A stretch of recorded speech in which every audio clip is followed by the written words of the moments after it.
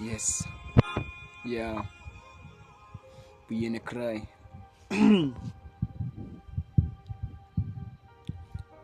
Aşkım. Bağlam senin için. Çınarım. Sevyen seni. Ya. Seni sevyen. Sevgilin ailen ya. Min damardaganım. Seni sevyen. Ananay çınarım. Sana bağladım dünyamı. Sen karakoydun alya canımı. Teret canım. Sen parçam yüreğimde alacağım. Sen ben geleceğim. Gelinceğim. Meleceğim. Oğudun gözün incecik baksın. Sen uğrayın bakısın. Yüreğime yakasın. Seni söyleyen.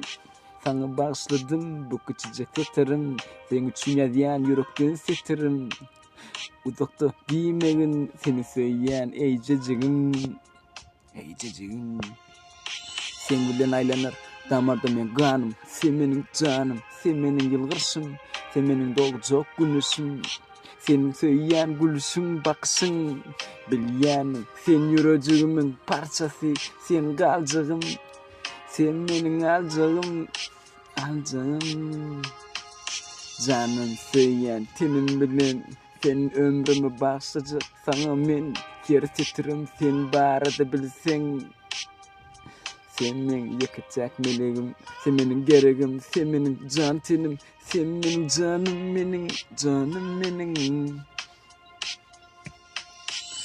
Görürsünler ovadan baksın. Küyüseyen kedi oturuyan ağlayan seni görürsün. Dünyam başka bir kötü barzadım. Bir denem aklım senin barzadım. Yüreğimden sayanım.